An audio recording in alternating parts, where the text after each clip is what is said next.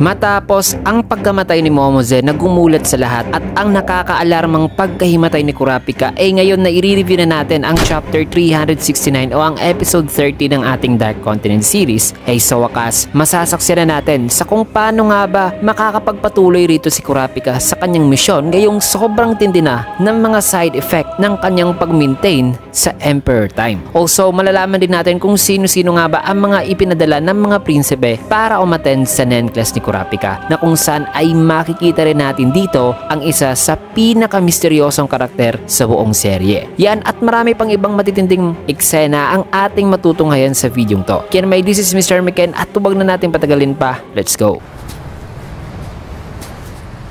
Ang pamagat ng ating chapter ngayon ay limits. At sa unang eksena, makikita itong malalaking alon at itong barko na nakalocate sa tier 1 o sa pinakaibabaw na bahagi ng Black Whale. Habang itong Black Whale naman ay may napakalakas na ilaw na flash sa mga mata nito. At habang nasa gitna ng napakadilim na karagatan itong Black Whale, ay ayon dito na ito na raw ang ikalawang araw ni Kurapika sa Black Whale at 18 hours na raw ang lumipas simula nung umalis na itong Black Whale. Matapos ang eksenang yan, makikita naman dito si Kurapika na dahan-dahan ng nagigising, na sa kanyang paggising ay napasabi naman itong si Bill na nasa kanyang tabi at binabantayan siya ng wikang mabuti naman daw at nagising na ito. Nagdadalawang isip daw kasi siya kung magte-take risk ba raw sila sa pagpapadala ng doktor dito, kung kaya't mabilis naman bumangon si Kurapika na sabing anong oras na, in which ay sinabihan naman siya rito ni Bill na hinaan daw nito ang kanyang boses kasi hindi raw alam ng iba na bumagsak daw itong si Kurapika, na ang inaakala raw ng mga nasa labas ay naka-on duty pa rin daw ito. Kaya tinanong naman dito ni Kurapika si Bill kung ilang oras na ba raw siyang walang malay. Nasagot naman ni Bill na nasa 9 na raw na oras.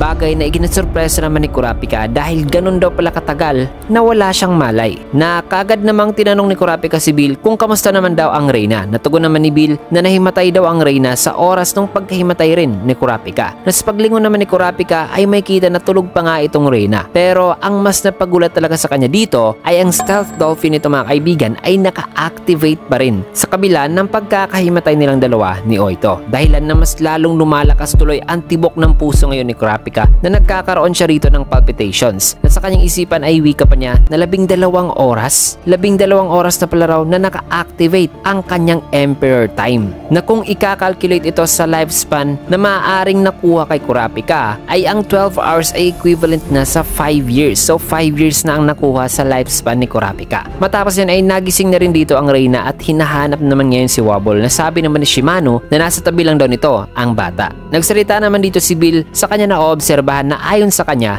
na ang pattern ay maaaring kung ipupush daw talaga ni Kurapika ang kanyang sarili ay nahihimatay daw ito, at ang taong nag-share din sa ability ni Kurapika ay naaapektuhan din at nahihimatay din kasabay niya. Kaya dito na napaisip si Kurapika na sabing ibig bang sabihin nito na 3 oras daw ang limit na pwede niyang magamit freely ang Emperor Time, at kung sosobra siya rito ay mahihimatay daw siya at mawawala naman siya ng malay sa loob ng 9 na oras, which is 3 times ang tagal sa maaring limitasyon ng kanyang Emperor Time bago siya mawawalan ng malay. Or baka ay nagdedepende raw ang time limit na pwede niyang ma-maintain ang Emperor Time nang di nahimatay dito sa ability na kanya nakuha at ginamit. At despite sa limits na yan, ay kahit nahimatay daw siya ay naka-activate pa rin ang Emperor Time, na kahit ngayon ay activated pa rin ito mga kaibigan. Kaya sa tingin niya na sa susunod ay baka hindi na raw aabot sa 3 oras ang kanyang limitasyon sa paggamit ng Emperor Time nang hindi nahihimatay. Naoobserbahan din niya na ang warning daw sa kanyang katawan bago siya mahimatay ay ang napakalakas daw talaga na heartbeat, na isang rapid heartbeat na nakakabingi raw. Kaya na may kinausap na ni Kurapika ang Reyna, na sagot naman ng Reyna na alam daw niya ipagpapatuloy na raw niya ngayon, na doon ba raw siya magko-continue sa quarters ng 12th Prince,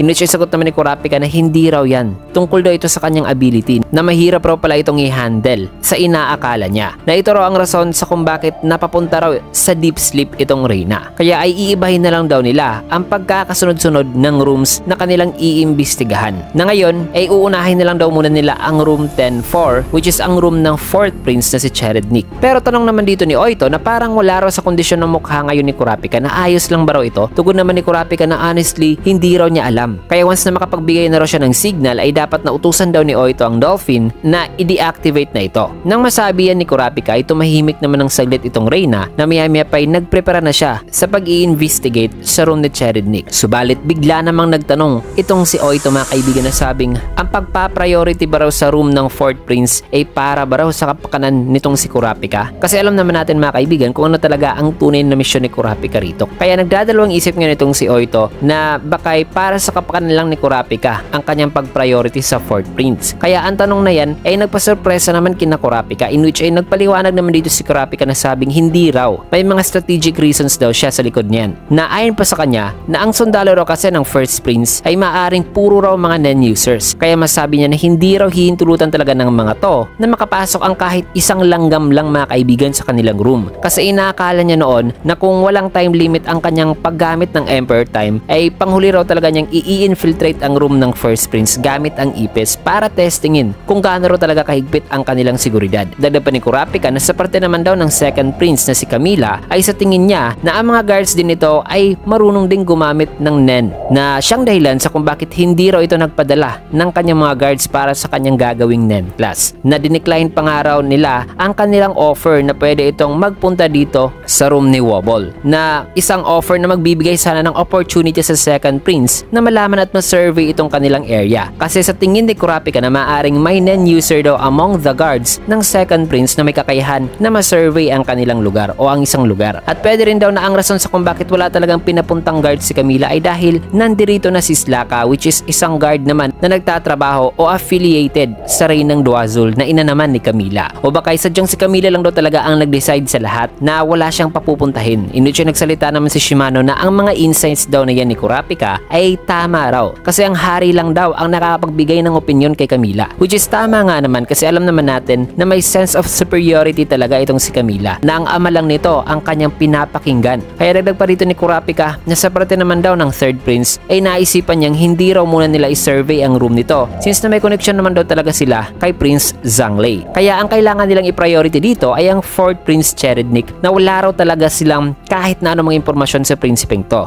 As in zero talaga. Nang may paliwanag ni Kurapika ay di naman sumagot dito o nagpahayag ng opinion itong si Queen Oito. Kaya ay dito na iniluhod ni Kurapika ang kanyang isang tuhod at nagsalita na sabing, mahal na Reyna, naiintindihan ko po ang iyong pagkabalisa pero uulit-ulitin ko ang mga salitang to kung kinakailangan na nandirito kami para protektahan ka talaga at ang prinsipe. Kaya pakiusap ay magtiwala kayo sa akin. Di naman nakapagsalita si Oito sa mga sinabi niya ni Kurapika, subalit nagsalita naman dito sa gulat itong si Shimano na sabing, mahal na Reyna, sapagkat may kita si Wobble mga kaibigan na gusto na ngayong lumapit kay Kurapika. Nagulat naman dito si Oito, kasabay niyan ay pilit pa rin nakikipag-communicate itong bata mga kaibigan kay Kurapika. Kaya inabot naman ni Kurapika ang kanyang kamay sabay tinanong ang prinsipe sa kung ano raw ang tingin nito. May tiwala ba raw ito sa kanya? In which ay sumagot naman ang prinsipe mga kaibigan na sabing dada. Kaya ay may kitang mangiyak-nyak na itong si Oito mga kaibigan. Matapos niyan ay may kita naman itong black whale sa labas habang sa loob ng vent ay sinimulan na ni Oito ang pagpapapunta sa ipis sa room number 1004. Nasa isipan naman ngayon ni Oito ay wika pa niya na kailangan daw niyang maging maingat at hindi maligaw dito sa mga vents pero dapat din daw siyang magmadali kasi bakay mas lalala pa raw ang side effect na mararanasan ni Kurapika sa susunod. Maya-maya pa ay may kita namang mabilis na kumikilos itong ipis. Nasa unahan naman ay nakita na ni Oito ang daanan papapunta sa vent ng ika-4 na prinsipe. Na sa kanyang pagdating ay laking gulat ni Oito nang bigla siya ritong nakakita ng dalawang mata sapagkat biglang nag-appear ang Nenbis ni Cherednik dito sa loob ng vent sabay binuksan nito ang bibig nito mga kaibigan. Isang eksena na nagpasigaw naman kay Oito sa sobrang takot. Naalarma naman dito si Baby Mayna at kaagad na pinasok ang silid ng Reyna at tinanong ito kung ano raw ang problema. Sumagot naman si Kurapika na nagkaroon lang daw ng masamang panaginip ang Reyna. Maaari na raw silang bumalik ngayon sa kanilang stations. Kaya na may bumalik na sila pero tinitignan pa rin ni Baby Mayna itong dalawa. Dito naman kay Kurapika ay tinanong niya itong Reyna sa kung ano raw nangyari. Sagot naman ni Oito na ang mukha raw ng isang babae ay bigla na lang daw na nag-appear sa daanan at sa tingin niya na kinain daw ang ipis. Nagsalita naman itong Stealth Dolphin na ang Little Eye ay napilitan daw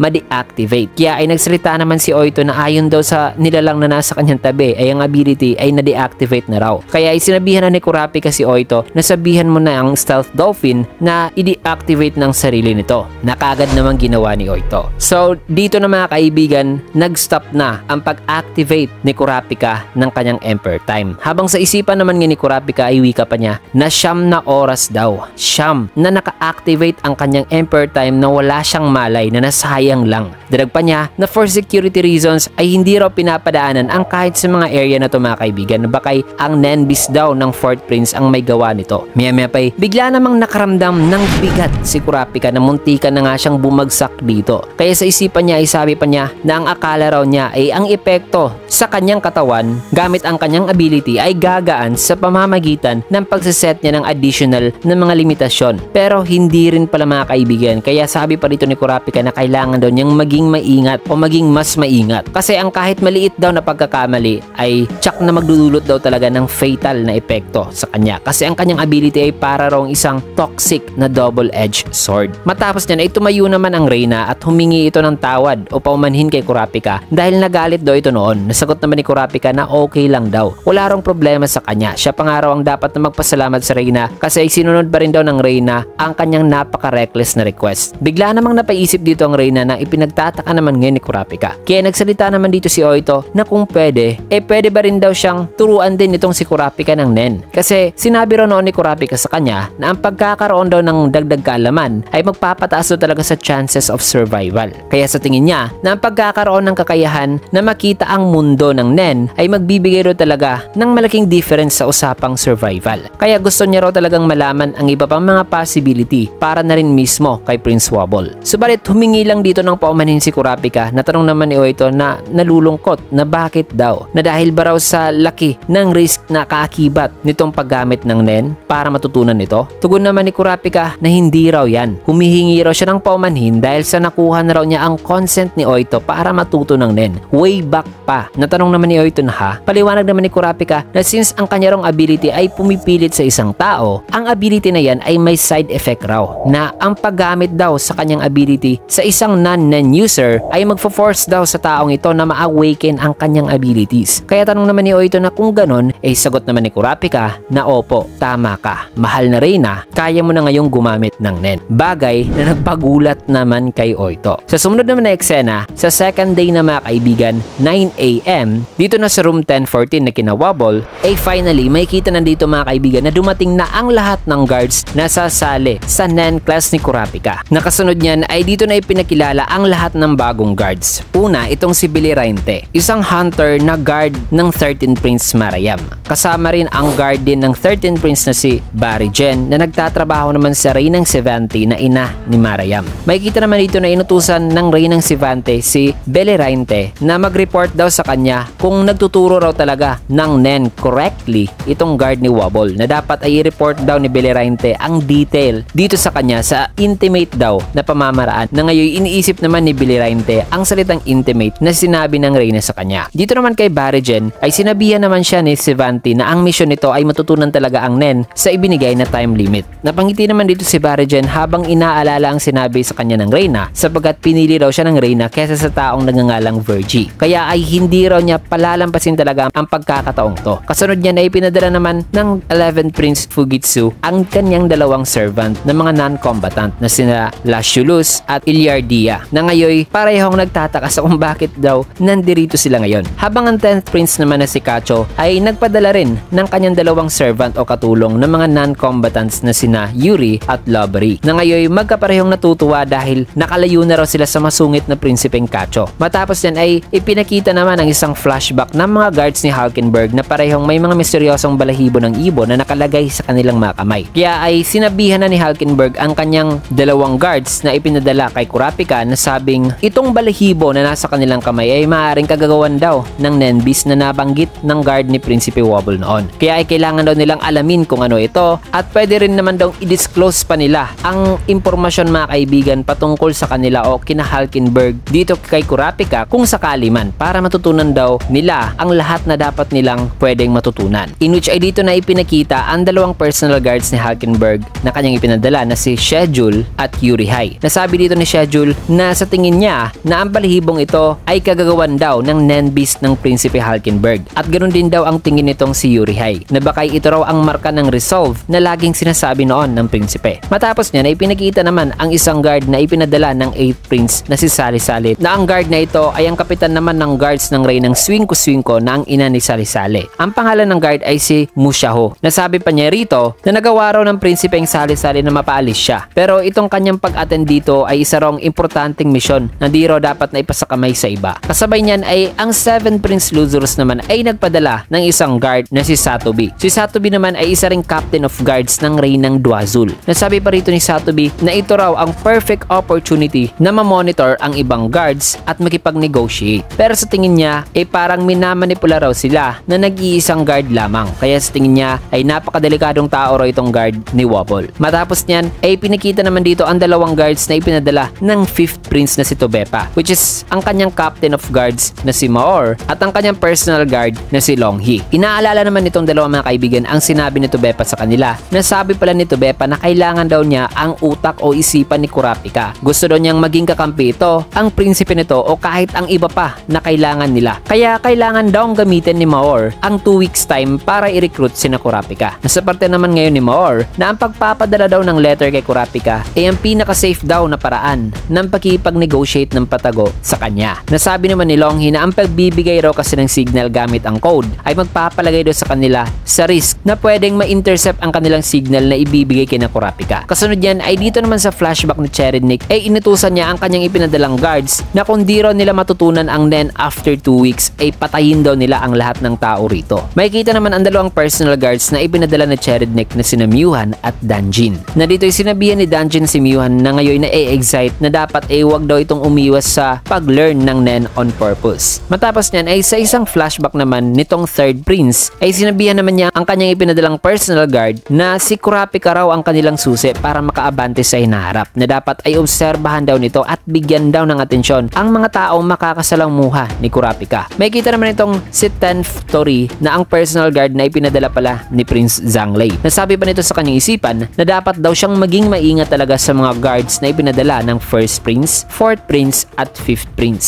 Kaya naman sa sumunod na eksena ay pinakita na rin dito ang personal guard ni Benjamin na kanyang ipinadala, which is si Furikov. Napangiting sabi pa nito sa kanyang isipan na pinapasok pa raw talaga siya ng kalaban dito sa sarili nitong territory. Narinig pa niya na ang appearance, pamamaraan ng pagturo, mannerisms at lahat-lahat na kanyang maoobserbahan kay Kurapika ay magbibigay daw ngayon sa kanya ng hint sa kung ano ang Nen category ni Kurapika at ano rin talaga ang ability nito. Paliwanag pa niya na ang kanyang kakayahan ay higit pa raw sa pagkakaroon ng Nen. Ito raw ay isang skill mula sa kanyang experience. At since na siya lang daw ang may ganitong kakayahan, ay pinapanatili niya raw talaga itong sekreto. At ang kanyang kakayahan, mga kaibigan, ay kakaiba talaga. Kasi paliwanag pa niya rito na ang pinagkaiba raw sa mga taong nakakagamit ng Nen sa mga hindi nakakagamit ng Nen ay may kita raw niya sa mga mata nito kung naka-side view ito. At habang inoobserba ni Furikov ang lahat, ay dito niya nalaman na ang isa pang hunter na nandirito, which is itong si Belerainte, ay nakakagamit daw talaga ng Nen. Pero may 4 parong individual dito sa kanila ang nagkukunwaring hindi marunong gumamit ng Nen, mga kaibigan, o hindi pa nakakagamit ng Nen. Pero hindi naman issue sa kanya ang 4 na yan o ang hunter na ito na nagsisilbi rong espiya. Pero kung sakali rong may taong katulad niya na binigyan rin ng misyon, ay kung mag-a-activate daw ito ng ability, ay tsak na gagamitin niya raw ang kanyang right na gumawa ng self-defense. Matapos niyan ay may kita naman dito si Furikov kasama ang lahat ng guards na dumalo at confident talaga dito si Furikov na naghihintay sa mga posibleng gagawing atake ng kahit ni sino dito. Matapos dyan ay habang may kita ang aura ni Furikov, mga kaibigan, ay sa likod naman nito ay may isa namang misteryosong figure na may aura ring lumalabas sa katawan nito. Nasabi pa nitong misteryosong figure na ito, mga kaibigan, na alam daw niya ang intensyon ngayon ni Furikov.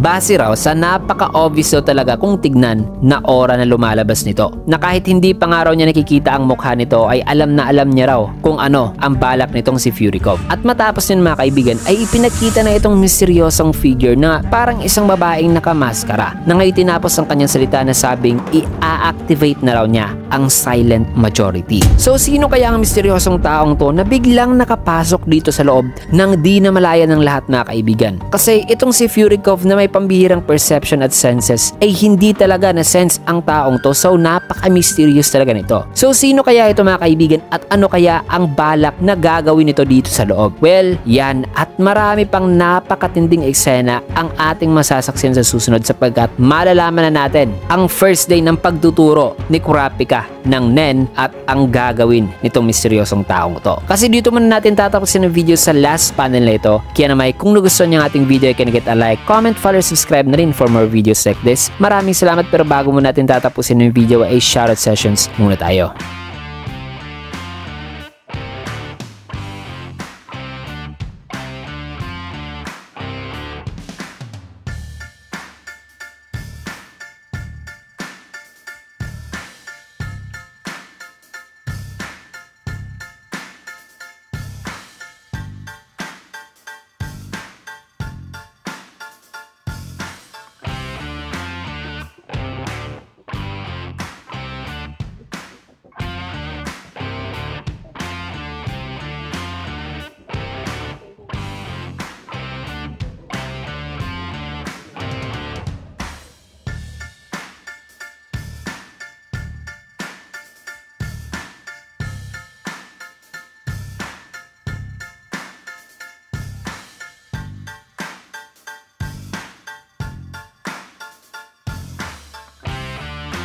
Ayan, maraming salamat and see you guys again on my next video.